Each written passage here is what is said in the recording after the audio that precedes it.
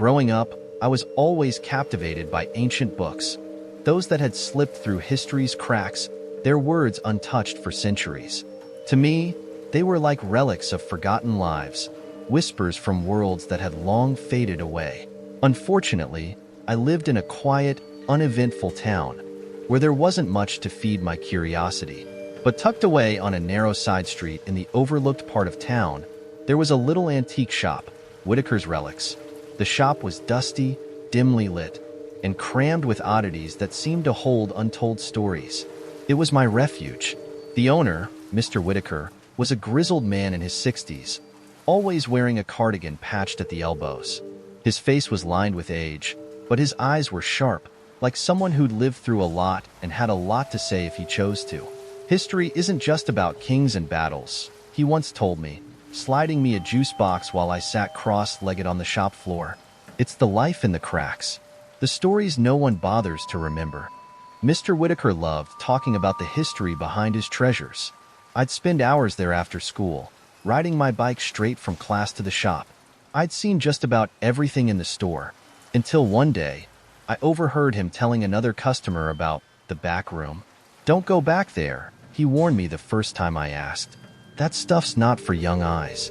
Some things are better left untouched." Of course, those words only fueled my curiosity. One rainy afternoon, while Mr. Whitaker was distracted with a talkative customer, I saw my chance. My heart raced as I slipped past the dusty curtain that separated the main shop from the forbidden back room. It was cramped and dark, the air heavy with the smell of old wood and mildew. Stacks of boxes were piled against the walls, and cobwebs hung over forgotten artifacts. At first, I didn't see anything remarkable, just more relics gathering dust. But then, my eyes caught sight of a large book, half buried under a pile of moth-eaten cloth. It was massive, with a cracked leather cover that looked like it had survived for centuries. My 12-year-old hands shook as I wiped off the dust. The spine was fragile, and the pages had yellowed and curled at the edges. The writing inside was strange, letters twisting and looping in ways I couldn't understand at the time. "What do you think you're doing?" Mr. Whitaker's voice echoed from the doorway, startling me so badly I dropped the book. He stormed over, his face red with anger. "I told you not to go in there. I just wanted to see. You don't have permission to touch that." His hands trembled as he picked up the book, cradling it like a fragile animal. "Get out of here. And don't ever go poking around where you don't belong." I didn't argue. I bolted, the sound of his angry muttering chasing me as I ran. That day stayed with me. Over the years, my interest in ancient texts only grew stronger. I went on to study archaeology and specialized in medieval manuscripts. By the time I was nearing my master's degree, I could read Middle English fluently. But one thing always lingered in my mind: the mysterious book from Mr. Whitaker's shop. For my thesis, I needed an original medieval text to translate and analyze. The memory of that book resurfaced, more vivid than ever. I returned to my hometown after nearly 10 years away. Whitaker's Relics was still there, though the paint on the sign had faded, and the windows were cloudier than I remembered. Mr. Whitaker himself had aged, moving slower, his face more sunken. "Back again, huh?" he said when I stepped into the shop, the bell above the door ringing softly. "I never thought I'd see you back here." "I'm finishing my degree," I explained. "Thought I'd stop by for old time's sake." He nodded, his expression unreadable. "Not much has changed here." I made some small talk, asking about a few of the items on display while steering him toward the front of the shop. "Still got that old globe?" I asked, pointing toward a corner. As he shuffled off to grab it, I slipped behind the curtain into the back room. The layout hadn't changed. My heart raced as I scanned the clutter, and there it was, the book, still buried in the same spot. It felt heavier than I remembered, its leather cover cold to the touch. Without hesitation, I tucked it into my bag and quickly left. "Thanks for the chat, Mr. Whitaker," I said, trying to sound casual. "I'll stop by again soon." He grunted, watching me with narrowed eyes. That night, in the dim light of my dorm room, I finally opened the book. The pages were brittle, the ink faded but still legible. I realized the text wasn't some unreadable nonsense. It was in Middle English. Here's what it said. Anno Domini 1347. I write this now as the leaves are falling, turning gold and red, hinting at the cold winter ahead. Everything feels peaceful, like it always does in the fall, when the harvest is in and the barns are full. Our kingdom does well under King Edward III. I've never seen him in person, but people talk about him with respect. They say his court is a grand place, where knights in shining armor bow to him, and poets stand and recite their verses in halls full of gold. Even in our little town of Maplebrook, we feel the benefits of his rule. The taxes are fair, the roads are safe, and the markets are full of traders from faraway places. Maplebrook isn't a big town, just a small cluster of cottages tucked into a valley surrounded by hills. But it's home. The fields are full of barley, and the river is clear and cold. The people here are like family, always ready to help or share what they have when things get tough. Our cottage is small but sturdy, with a thatched roof and a garden my mom looks after carefully. She says the herbs she grows, thyme, lavender, and rosemary, keep us healthy. My dad is a carpenter, and his hands are rough from years of working wood into tools and wagons. He doesn't talk much, but when he does, it's like the oak beams in our house, solid and steady. Then there's my sister, Emma, who never stops talking. At 12, she's a whirlwind, always running around and climbing trees with the other kids. My days are filled with work and laughter. I wake up with the sun to take care of the sheep and gather firewood, but by midday, I'm free to hang out with my friends. There's Ben, the baker's son, whose pockets are always full of pastries he's taken when no one's looking. Then there's Alex, who dreams of being a knight, even though his sword is just a stick he found in the woods. We spend our afternoons running through the hills, racing each other, or skipping stones on the river. On Sundays, we gather in the square to listen to the minstrels who pass through, their songs filling the air with stories of heroes and love. But the best part of my life is Lucy.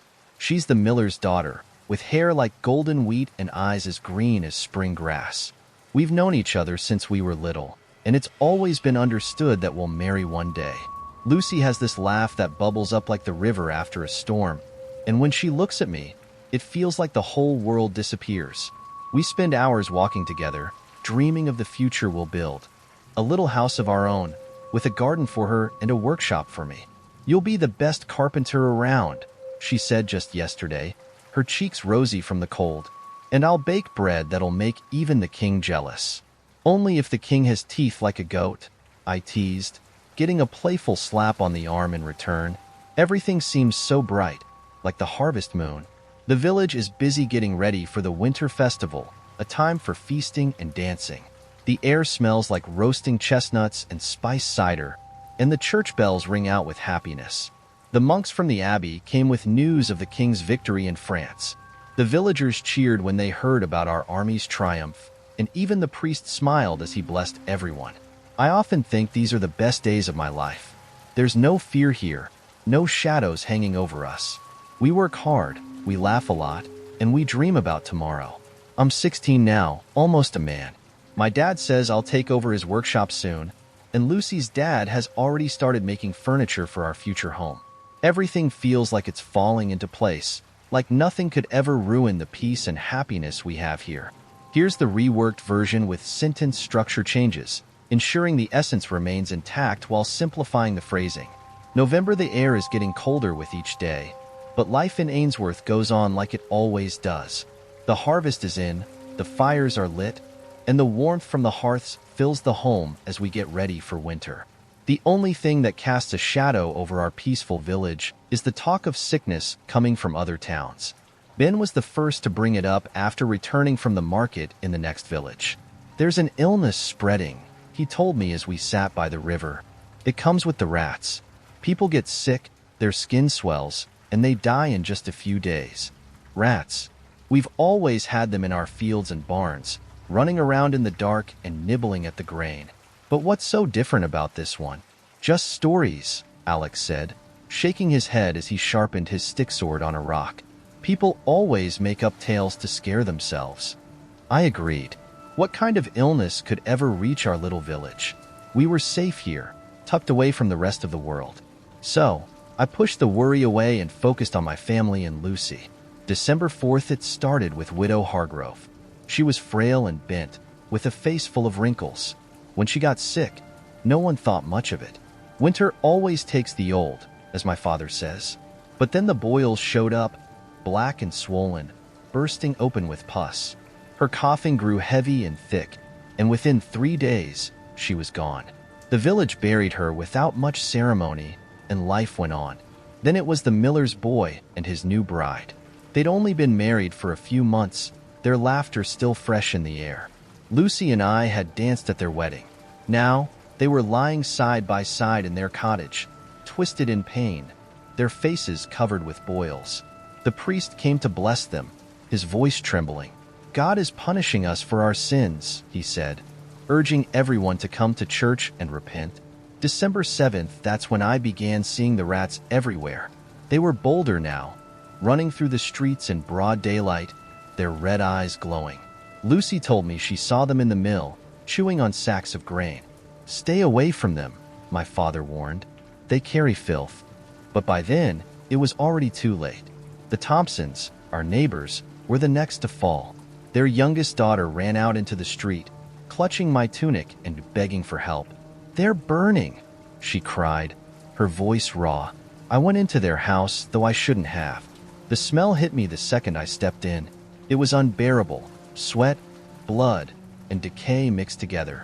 Mr. Thompson was on the floor, shaking uncontrollably, while his wife sat in a chair, her face hidden in her hands. The black sores on her arms were cracked and oozing. December 15th, I write this with shaking hands. My mother and Emma have fallen ill. It started with a fever, both of them burning up, their faces red. Then came the boils, black lumps growing all over their skin. Emma doesn't speak much now, crying quietly, and my mother is delirious, calling for my father and for God. The worst part is the coughing. It's deep and wet, rattling through their bodies like it will tear them apart. Blood drips from their mouths in dark streams. I sit by their beds, holding their hands, praying for them to get better. But in my heart, I know the truth. The plague is here, and it won't leave until it's taken us all. December 20th, the church bells ring day and night, calling everyone to repentance. Father Edmund stands at the altar, his robes stained with the blood of the dying, begging us to seek God's forgiveness. "Come to God, for he punishes us for our sins," he shouts, his voice cracking with despair. The church is packed, the air thick with the smell of bodies and fear. People scream and cry, their voices bouncing off the stone walls. Some rip at their clothes, others beat themselves with whips, hoping to make God spare them. But the plague doesn't care about prayers. The streets are quiet now, except for the cries of the dying and the soft scurrying of rats. Doors are shut, windows are boarded up. No one leaves their homes unless it's to carry another body to the mass grave on the edge of the village. Lucy's father fell ill yesterday. She won't leave his side, even though it's dangerous. I want to be with her, to hold her, but I can't. My father forbids it, and deep down, I know he's right. How did this happen? How did our once peaceful village, our kingdom, come to this? I fear it's only a matter of time before the plague takes us all. December 24th, strange men have started walking through the village. They wear long robes and bird-like masks that hide their faces. The masks are made of dark leather, with long beaks, and they seem to hold bundles of herbs or perfumes. They move through the streets silently, their heavy cloaks dragging through the muddy roads. Each time they pass, the air grows thick with the scent of my mother's herbs, cloves, cinnamon, and rosemary. But there's something darker mixed in, a smell of rot, like the earth itself is decaying beneath us. They say they're doctors, but I don't trust them. I don't think they're doctors at all. December 28th, yesterday, I saw one of them in the town square. His mask was covered in dust, and his eyes were hidden behind dark lenses. He held a long wooden stick. When an old man, feverish and bent over, approached him, the doctor struck him across the back with the stick. The old man cried out, but the doctor didn't even stop. He just kept walking, leaving the man behind, beaten and humiliated. People still crowd around them, though. I can't understand why. Maybe they think these masked men have some cure for the plague, something hidden under those masks. But they don't bring potions or herbs, no treatments. All they bring is fear. They walk through our streets like gods, untouchable, wearing masks of death, but I've never seen them actually help anyone.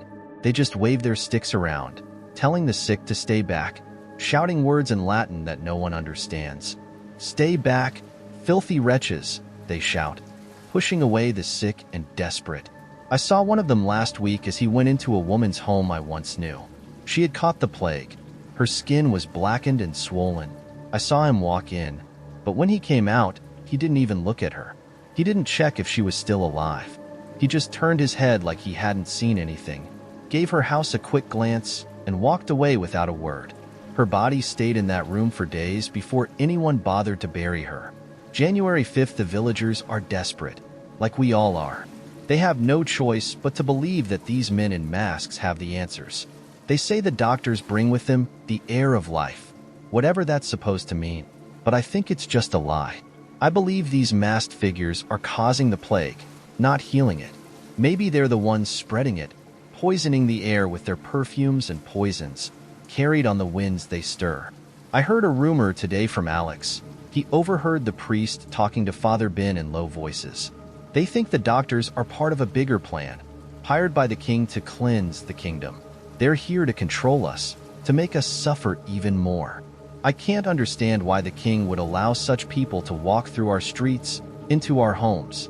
We're getting sicker every day, and still, they tell us to trust the doctors. But I can't trust them. How can I? January 8th this morning, I saw one of the masked doctors in front of our house. My father stood in the doorway, arms crossed, watching as the doctor walked up the lane. He was tall, with a black mask that looked like something from a nightmare. The doctor's eyes, hidden behind the dark lenses, were cold and empty. The doctor stopped in front of our house and started to raise his stick, but my father stepped forward. "You will not come near us," my father said, his voice firm but shaking. The doctor didn't answer. He swung his stick at my father's leg, knocking him to the ground. I rushed to him, but the doctor raised his stick again, his eyes threatening. Without a word, he turned and walked away, leaving us behind like we were nothing. I helped my father up, but I could see the fear in his eyes. He knows something is terribly wrong. January 12th, as I write this, I can't shake the feeling that these doctors have brought more than just sickness to our door. They've brought fear. They've brought distrust. And I believe they're not just symbols of the plague. They're spreading it. If they are the cause of this, I don't know how we can stop it. No one dares to say no to them. They have power. They're untouchable. And if the king sent them, maybe he knows more than we do about what they're really here to do. I don't know how much longer I can stand by and watch our village fall apart. The plague spreads faster than fire, and these doctors walk among us, untouched. They're spreading more than death. They're spreading despair. God help us. January 13th, I woke this morning to an eerie silence, an emptiness that filled the air like fog creeping through the cracks in the window. I got out of bed, feeling the weight of dread pressing down on me. The chill of the room matched the emptiness I felt inside. My family, once full of life, now lay silent. I needed water. I had to get out for a while. Maybe some fresh air would clear my mind, help me forget about the sickness that had taken over this house, this town, this world. I was only gone for a short time, but when I came back, everything had changed. The door to my house was slightly open, and as I stepped inside, a horrible smell hit me. The stench of decay, of death. I hesitated. Something was wrong. I walked into the kitchen and froze. A doctor, one of those cursed men in the bird masks, was standing in the middle of the room. He was leaning over a table, and I could see, with horror, what he was doing. Rats, dozens of them. They were scurrying around, being let loose into my home. Why? I managed to whisper, my voice barely audible. The doctor slowly turned, like he didn't expect to see me. Without saying a word, he grabbed his stick and swung it at my chest. The blow knocked me backward. "Deus te oblitus est," he muttered, his words cold, like ice on my skin. They held no care, no humanity. I tried to get up, but the pain in my ribs was too much. Blood filled my mouth. I barely had time to raise my hands to defend myself before he struck me again. When he left, I was left bleeding on the floor. But the rats, they had already started their work. The doctor, or whatever he really was, had sealed our fates.